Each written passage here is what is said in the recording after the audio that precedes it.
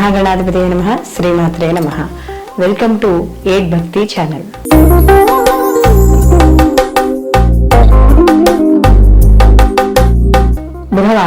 బుధవారం నాడు అసలు ఏ పనులు చేయొచ్చు, ఏ పనులు చేయకూడదు అని కానీ చూసుకుంటే, బుధవారానికి అధిపతి కూడా మనకి ఇక్కడ బుధుడు సహజంగా బుద్ధి, వ్యాపారాన్ని, అలాగే తెలివితేటలు, గృహము, అలాగే మనకి మాటకి కూడా కారకుడు బుధుడు. ఇలాంటి బుధుడు యొక్క జాతకంలో కానీ బాగున్నాడు అనుకోండి, వ్యాపారంలో రాణించడం, మాటలకి కాస్త ఎక్కువగా మాట్లాడడం, అలాగే తెలివితేటలతో నలుగురిని ఆకట్టుకోవడం, సరదాగా కాలక్షేపం చేయడం, అలాగే సోదరుల వర్గాలతో అనుకూలంగా ఉండడం, లేదా కమ్యూనికేషన్ రంగాల్లో ఎవరైతే చేస్తున్నారో దాంట్లో వాళ్ళు దూసుకుపోవడం, ఇలాంటివి అంటే వాళ్ళ యొక్క ఏదైతే భావాలు ఉన్నాయో ఆ భావాన్ని స్పష్టంగా వ్యక్తీకరణ చేయడం అనేది జరుగుతుంది.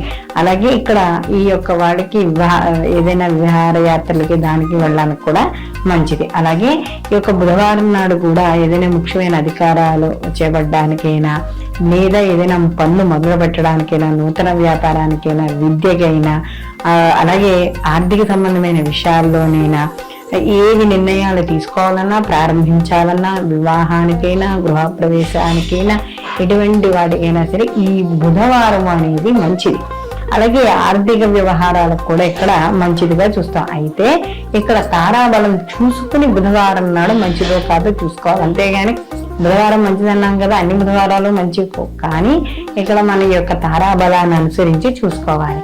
అలాగే బుధుడు మామూలుగా బుద్ధికి ప్రాధాన్యత ఇస్తూ ఉంటాడు కాబట్టి నూతన విద్యల పరంగా కూడా ఈ యొక్క ఏదైతే ఉందో అంటే విద్య ఏదైనా ఫీజులు కట్టుకోవడానికి కానీ దానికి కానీ కూడా దీన్ని ఈ యొక్క బుధవారం నాడు ప్రారంభించడానికి కూడా అనుకూలంగా ఉంటుంది. అలాగే బుధుడు కానీ సరిగ్గా లేడనుకోండి, కాస్త అనారోగ్య సమస్యలు, ఎలాంటి అనారోగ్య సమస్యలు వస్తాయంటే నరాలు, కొంతమందికి చూడండి మాట్లాడుతుంటే నత్తి రావడం అనేది జరుగుతుంది. అలాంటివి మానసిక సమస్యలు ఇలాంటివి రావడం అనేది జరుగుతుంది. మరి బుధుడి యొక్క అనుగ్రహం పొందడానికి ఏం చేయాలి?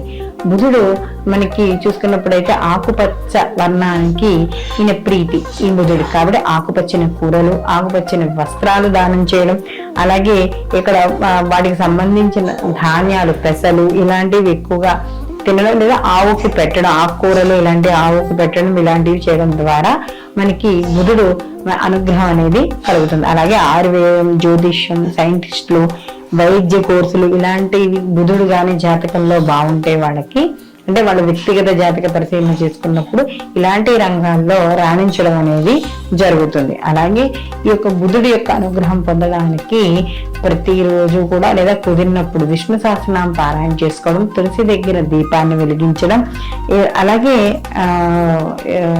మనకి తులసి దగ్గర ఈ యొక్క సుగంధభరితమైన పూలతో పూజ చేయడం, ఇలాంటివి ఏవి చేసినా కూడా, విష్ణు సహస్రనామ పారాయణలు ఇలాంటివి ఏవి చేసినా కూడా బుధుడి యొక్క అనుగ్రహం పొందడం అనేది జరుగుతుంది. స్వచ్ఛమైన స్ఫటికలింగాలు, సాలగ్రామాలు, అలాగే రుద్రాక్షలకి ఈ కింద నెంబర్ని సంప్రదించగలరు.